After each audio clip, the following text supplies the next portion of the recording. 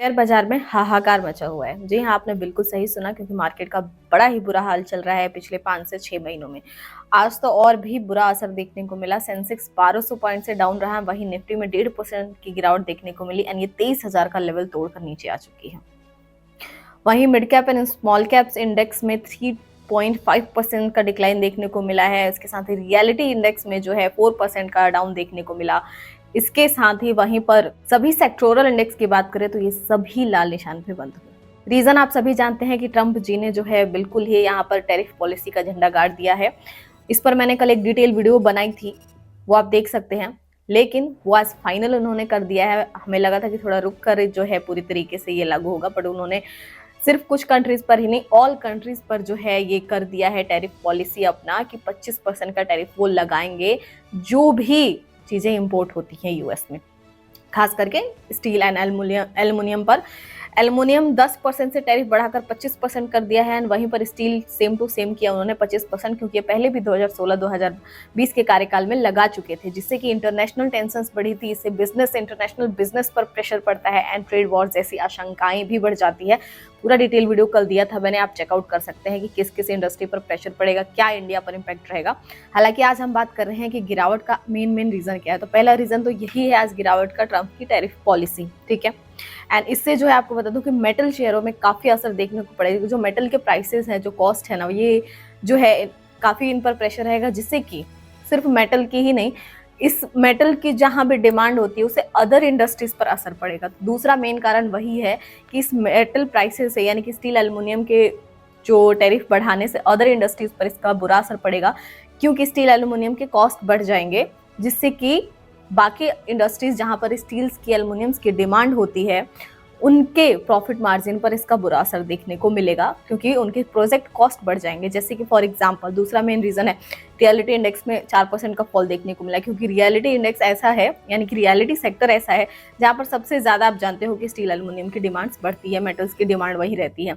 वहीं इसके साथ ही सेम फार्मा सेक्टर पर टैरिफ का असर देखने को मिला है, क्योंकि सबसे ज्यादा हम जो है अपना medicine and pharma companies import करती हैं यूएस में, ठीक है। एक्सपोर्ट होता है यहाँ से, यूएस में इंपोर्ट होता है, ठीक है। एंड इसके साथ ही सेम ऑटोमोबाइल इंडस्ट्री में, क्योंकि obviously metal, aluminium and steels की डिमांड वहां रहती है, तो उस पर इसका प्रेशर तो वहां पर फॉलिंग देखने को मिला है। इंफ्रास्ट्रक्चर कंस्ट्रक्शन कंपनियां हैं, उन पर भी इसका प्रेशर देखने को मिला है। ये सभी में आज हैवी, इनके पूरे इंडेक्स में जो है फॉल देखने को मिला। तो दूसरा मेन कारण ये रहा आज बाजार में प्रेशर का। थर्ड मेन रीजन जो पिछले काफी टाइम से चलता रहा है, रुपी डेप्रिशिएशन, यानी कि रुपी का कमजोर होना बहुत ही बुरा रह रहा है, क्योंकि रुपी स्ट्रांग रहेगा तो ही फॉरेन इन्वेस्टर्स की कमाई होती है। उसी बेसिस पर तो जो बाहर के इन्वेस्टर्स हैं अदर कंट्रीज के, वो इन्वेस्ट करेंगे, एंड यहाँ पर रुपए की वैल्यू ही कम होती जा रही है, ये वीक होता जा रहा है। तो ऐसे में एफआईआईज का पैसा कमाना बहुत ही मुश्किल हो रहा है। तो इस वजह से एफआईआईज लगातार बिकवाली कर रहे हैं। तो चौथा मेन रीजन यही हो जाता है, एफआईआईज की लगातार बिकवाली, मार्केट में प्रेशर का, जो पिछले हम 4-5 महीने से झेल रहे हैं। एंड आज भी मेजर रीजन वही रहा। जनवरी में 87,000 करोड़ तक की सेलिंग एफआईआईज ने कर दी थी, एंड अभी की करंट डेट की बात करें तो 1 लाख करोड़ से ज्यादा की सेलिंग इन्होंने कर दी है। तो ये मार्केट पर ऑब्वियसली आंख बंद करके बुरा असर डाल रहे हैं, एंड अगर ये आगे भी क्वाली जारी रही तो आगे भी मार्केट सुधरने का नाम नहीं ले सकेगी। नंबर 5th रीजन है Q3 अर्निंग्स। आप देख रहे हो कि लगातार दिसंबर क्वार्टर्स के रिजल्ट्स आ रहे हैं कंपनीज के, एंड सभी अनएक्सपेक्टेड, बहुत ही रेयर किसी में अच्छी खासी परफॉर्मेंस देखने को मिल रही है, वो अच्छा प्रॉफिट दर्ज कर रहे हैं। Otherwise most of the companies जो है पुअर परफॉर्मेंस दे रही हैं। जैसे कि आज ही कुछ ऑटो कंपनीज के रिजल्ट्स आए हैं, सभी ने नेगेटिव परफॉर्मेंस दिया, एंड उनके नेगेटिव परफॉर्मेंस से, नेगेटिव रिजल्ट से, अर्निंग्स उनकी वीक होने की वजह से जो है उनके शेयर प्राइसेस ड्रॉप हो रहे हैं ज्यादा से ज्यादा। एंड शेयर प्राइसेस ड्रॉप होने से इन्वेस्टर्स के सेंटिमेंट्स जो है डाउन होते हैं, वीक होते हैं, जिससे कि मनोबल डाउन होता है, एंड सेलिंग प्रेशर भी फिर बढ़ जाता है। तो उसका भी यहाँ पर नेगेटिव असर देखने को मिल रहा है। नंबर 6 रीजन रहा आज के मार्केट गिरने का, ग्लोबल मार्केट में प्रेशर।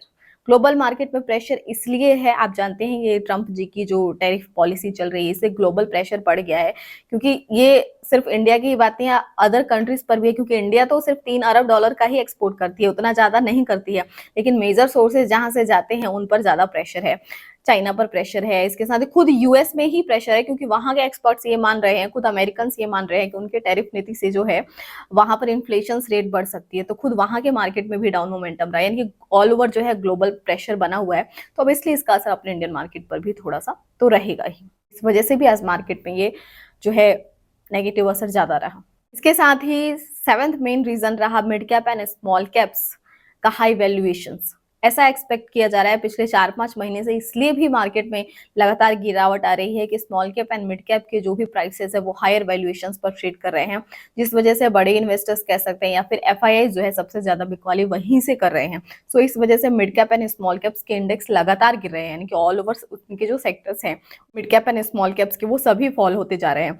तो उसका भी प्रेशर यहाँ पर मार्केट में, ऑब्वियसली जब स्टॉक के प्राइसेस गिरेंगे, सभी इंडेक्स के प्राइसेस गिरेंगे, निफ्टी सेंसेक्स लगातार डाउन जाएगा, ऊपर से इन्वेस्टमेंट बढ़ेगी नहीं और ऊपर से निकाले जा रहे हैं, यानी कि इनफ्लोज नहीं हो रहे, आउटफ्लोज हो रहे हैं। फॉरेन इन्वेस्टर्स लगातार 1 लाख करोड़ तक की बिकवाली कर चुके हैं, तो वहां पर मार्केट उठने का कैसे नाम ले सकेगी। रिकवरी शुरू होनी थी, तब तक अर्निंग्स आने लगी हैं। हालांकि देखिए अपने मार्केट में चीजें पॉजिटिव होनी चाहिए। बजट मिडिल क्लास के फेवर में आया, रेपो रेट में 25 बीपीएस से कटौती की गई जो अपने ही फेवर में रहा।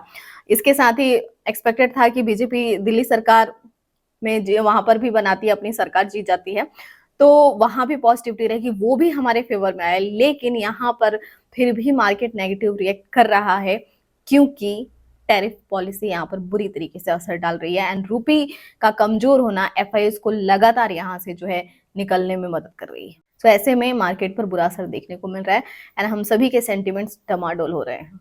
सो ऐसे में बस एक ही चीज कहना चाहूंगी सभी से जो भी ये वीडियो देख रहे हैं कि पेशेंस ही बनाकर रखना हमारे लिए बेनिफिट रहेगा, क्योंकि पेशेंस से ही मार्केट में पैसा बनाया जाता है।